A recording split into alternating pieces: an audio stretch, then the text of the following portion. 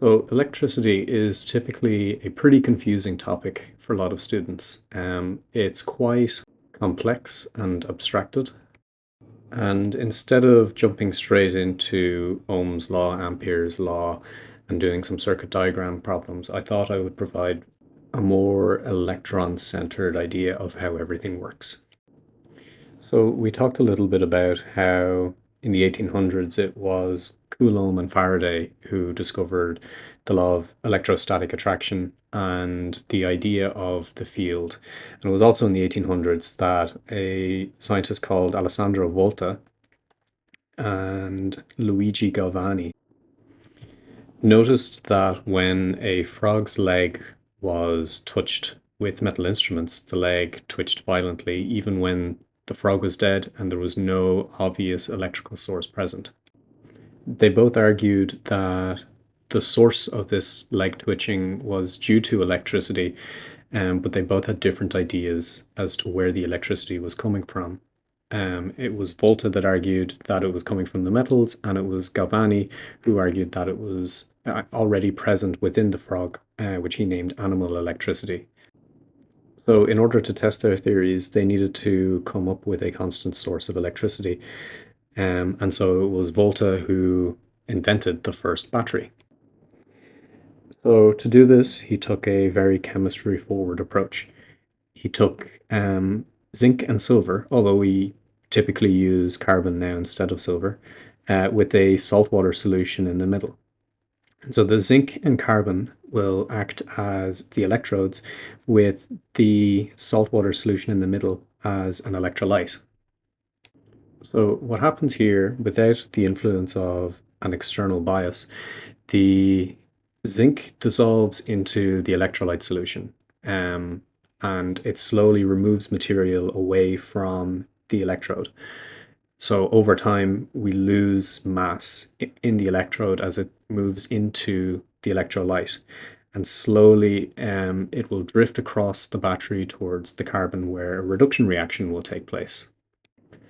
So as these zinc atoms leave the bulk, what happens is for each atom that leaves, it leaves behind two electrons. And so then carbon will act as a surface for the reduction reaction to take place. So because zinc is a heavier atom, it has more electrons. It's farther down on the periodic table. And therefore, those electrons have higher energy and they are less tightly bound. Carbon is more stable. So as the Zn2 plus ions leave into the solution from the bulk, there's a charge separation and you get an induced E field, which opposes further charge separation. In electrochemistry, they call that the electrode potential, and in physics, we refer to that as the balance between chemical energy and the electrostatic energy. So the measurable potential difference or voltage is the measurable energy, electron energy between the electrodes. So this creates a buildup of negative charge, producing a potential difference between the electrodes. And when the circuit is closed, this potential difference sets up an electric field that pushes electrons through the external circuit toward the cathode, where they're used in reduction reactions, and this continuous chemical reaction maintains the flow of electrons. So we can now formally describe voltage as the electric potential difference between 2 points. And so what I want you to imagine is if we connect the positive terminal and the negative terminal, there is now a buildup of electric charge on the negative side, and because that is a region of high potential, it wants to go to the positive side, so it travels along the wire to the positive side. So we can now formally describe voltage as the electric potential difference between 2 points. And that leads us straight into our definition for current, which is the measure of flow of electric charge. And so we have our formula for voltage as the work done on a charge divided by the amount of charge that there is. And this is given to us in joules per coulomb, where if we have a battery supplying us with 1 volt of potential difference, then each coulomb of charge gains 1 joule of energy. And across a circuit, the Current will be defined as I is equal to delta Q over delta T, which means the change in charge divided by the change in time. And this is given to us in units of amperes or coulombs per second. So the idea here really is that from the charge separation, electrons feel a force from the field, um, and from that they're accelerated, they collide with other atoms, which cause them to decelerate and give off some of that energy, and they're accelerated again. And on a large enough scale, this gives us a statistical net motion in one direction. We call this a drift velocity of electrons. And the electron drift is slow, but the field that moves with the electrons moves at the speed of light, which is why electricity is essentially instant.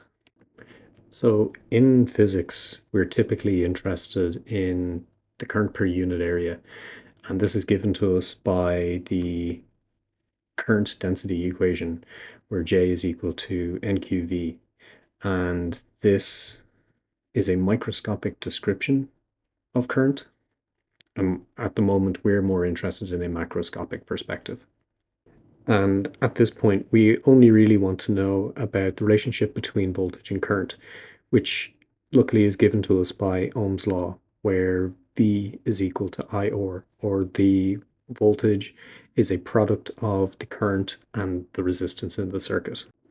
So what this relationship shows us is a linear proportional behavior if R is constant. So if we keep the resistance in a circuit constant, then we should see a straight line through the origin when we plot our voltage versus current. And it's also worth noting that Ohm's law isn't a fundamental law. Um, there are situations where it doesn't hold at all, but instead it's a classification for metal conductors that behave ohmically. So if we were to progress further into this discussion, we would find that resistance in our wires depend on the resistivity of the material and the length of the material and the cross-sectional area of the material. But for the purposes of where we are right now, I think it's best leaving a formal definition of resistance as the ratio of voltage to current, where 1 ohm is equal to 1 volt per ampere. And so from this point, I think we're ready to start answering questions.